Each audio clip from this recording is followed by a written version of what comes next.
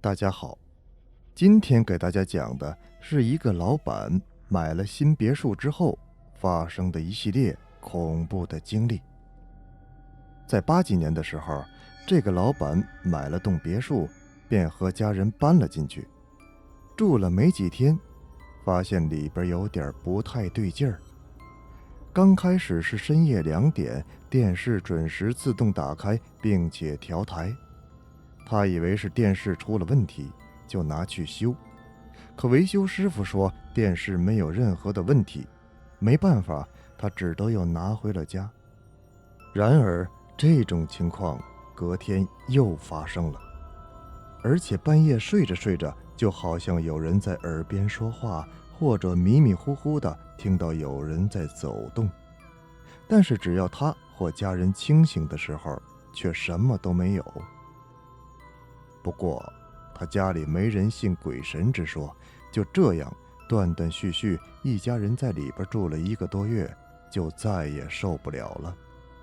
没办法，只得请师傅过来看，并且做了法事。但有可能这个师傅道行不深，效果基本为零，还是像以前那样。这老板不甘心，又去请另一个师傅再来看。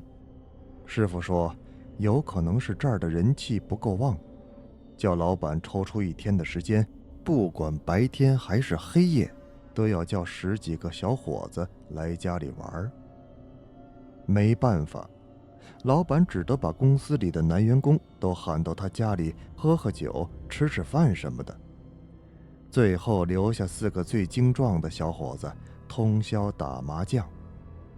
但是最让人毛骨悚然的一幕开始了。当天夜里，当麻将打到半夜2点的时候，他们洗完牌，正准备重新码牌，这桌上的麻将突然在众目睽睽之下，哗啦哗啦又自己洗了起来。4个人当时就傻了眼，心都提到了嗓子眼儿。他们当中的其中一个看到其他3个人的背后各站着一个黑影儿，一刹那，他突然想到了什么，于是再也不敢往后看一眼，从嘴里蹦出2个字：快跑，便冲出了这所别墅。其余的一众人，包括老板和他的家人，虽然不明就里，但直觉让他们也紧随其后，纷纷逃了出去。这一闹，老板和家里人就再也不敢回去睡觉，只得在宾馆住了1个晚上。第2天，这件事儿就在公司传开了，但是仍然有5、6个人不信这个邪，说今晚再去。到了晚上又是一顿吃喝，但没有喝醉，然后又开始打麻将了。打到3点还没有动静，就有人提议睡觉。3个人睡大床，2个人睡沙发。到了早上7点起来的时候，发现睡在床上的那3个人都睡在了床底下，而睡在沙发的却没事儿。后来他们也害怕了，也没人再敢去了。老板只能花钱请人去，并且承诺只要在里边住1个星期，就每人给2万块。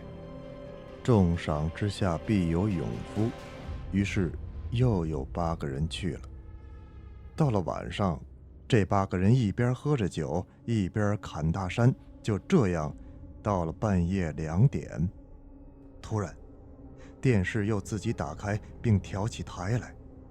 有个人强忍着恐惧说了声关了，没想到他们8个人同时听到隐隐约约有人回答说不要关。此刻每个人心里都发毛了，但是为了2万块都不愿意开口说走。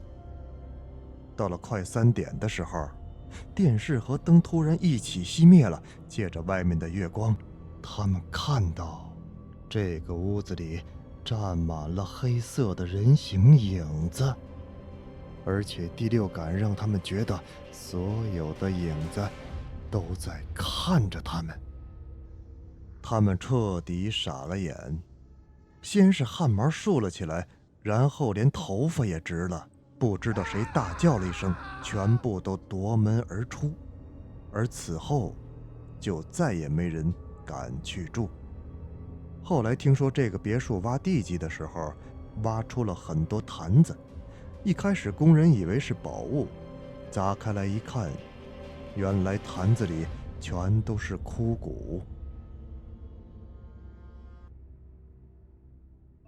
咱们从小都听过阿拉丁神灯的故事，里面有个灯神，可以帮助咱们实现很多的心愿。不过呢，这些只是人们对于美好生活的一种向往。要想追求幸福最主要的还是靠咱们的努力和奋斗。那今天我就给大家讲一个关于许愿的故事。学校附近有一条街，里面有很多摆地摊的，出售着形形色色的小商品。很多学生平时都喜欢来这儿转转，看看能不能淘到喜欢的东西。吴雪也不例外，经常和她男朋友范东辰手拉着手在这条街上逛来逛去。这天，他们在一个摊位前停了下来，摊位上摆放着各种各样稀奇古怪的小玩意儿。摊主是一个上了年纪的男人，长着一张沧桑的脸。吴雪在这些商品中看来看去，忽然被一个造型奇特的戒指给吸引了。戒指看上去有些年头，上面还刻着一个小小的头像。他一下就喜欢上了，于是向摊主询问价格。但摊主看到这枚戒指之后，先是露出了惊讶的神情，然后很不好意思地拒绝了吴雪的请求。实在对不起这枚戒指不是商品，应该是我无意间放到这儿的。但吴雪实在很想得到这枚戒指，于是他不停地哀求摊主卖给他。无奈之下，摊主只好对他说出了原因。这不是一枚普通的戒指，而是一个能实现人愿望的戒指，但说它是枚鬼戒更为合适，因为它实现愿望的代价相当的惨烈。摊主怕这枚戒指害了他们，所以才不肯出售。没想到，这反而引起了吴雪的好奇，她更加想要得到这枚戒指，于是开始不停地哀求摊主。既然你这么坚持，我可以把它送给你。摊主最后妥协了。它能实现3次愿望，我已经用掉了1次，但是你们千万不要试图用它许愿，那样你们一定会后悔的。达到目的的吴雪挽着范东辰的胳膊离开了。对于摊主的话，他们却都嗤之以鼻。哼，这种事儿怎么可能？也就他那种上了年纪的人才会相信。吴雪将戒指戴在了手上，如果他真能实现愿望，就让我为父母挣20万吧。戒指似乎亮了一下，吴雪不由自主地打了一个寒战，但她并没有放在心上。